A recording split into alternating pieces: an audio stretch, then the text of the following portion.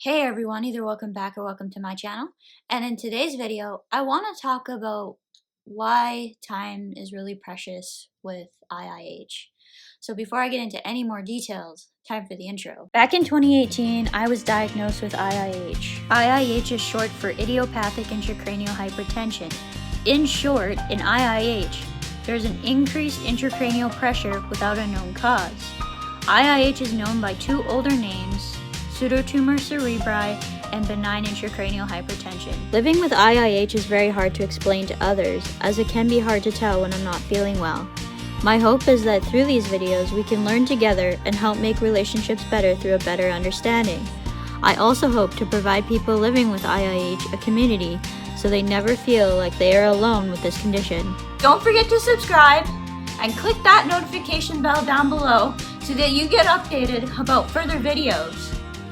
I upload new content every Monday and Thursday afternoon. One of the things that I have come to value over the past couple years especially is my time. I feel like part of this has come from practicing meditation over the last year, but I also think that as my symptoms have gotten to a point now where they come and go a lot, that I really appreciate and value the good time that I'm having with symptoms a little bit more than what I did previously. As I continue to experience ups and downs in my symptoms, the good days that I have are quite limited. So when I'm out and experiencing the world and am enjoying myself, that time is really precious. So this basically means that when I'm spending time with others around me, I don't want my time being taken for granted. So this means that if I'm taking the time to spend with you, and honestly, this could even be at an event, because at an event that is kind of more once in a while or not likely to happen again, I'm more likely to push through bad symptoms to be able to go. For some people, this can be a really big thing. So if they're spending time with you, it means that they really value having you around. And they want you around anyways. If you're close friends or you're family to them, having you in their life is really important.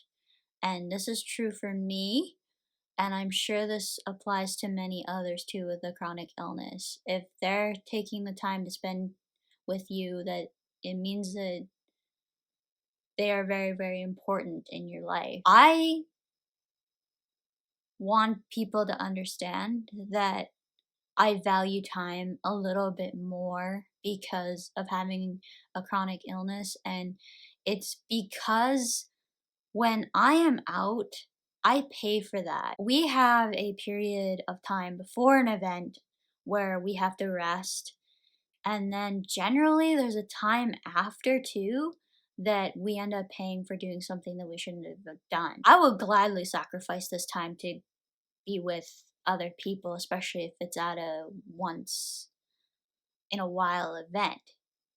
This becomes a little bit more difficult if people want us to start hanging out consistently or being around them consistently.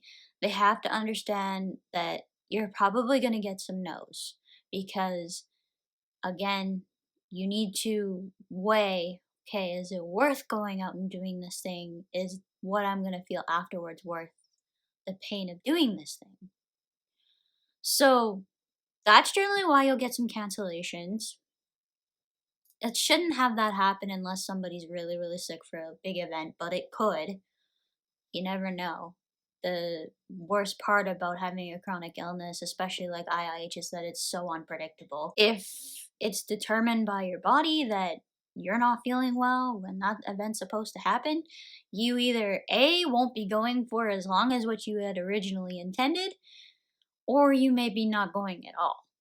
So those are two big things that are huge in going to any particular type of event. When I say event, I'm just talking about anything in general. This could be anything from going out to lunch or dinner with a friend to going out for a walk on the trails. Some people honestly find that really difficult. I know for me, that's considered enough for a workout.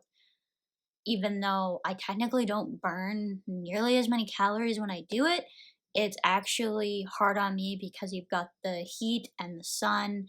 And as much as I am feeling free when I'm out there, because it's one of those times where I feel like everything is normal when I'm out on the trails, it can take a day or so to recover from that. So I have to be really, really careful when I do those. And it's usually also when I plan to do those, it's a last minute thing. I have learned over the past little while that if I don't do things according to how I feel, that things can get really, really bad. One of the things I do want to get into with this is particularly for those who do not have chronic illness, if you happen to be watching this video, is that I want you to value your time even more. Chronic illness can happen within the blink of an eye. At least it seemed like that for me. Even though it took months for a diagnosis, I still feel like one night I went to bed and woke up and just never felt better again. And it felt like I was thrown into a nightmare. And a bunch of different reasons for why I call it a nightmare. But I really wish that when I was feeling really, really good, that I would have valued that time a little bit more.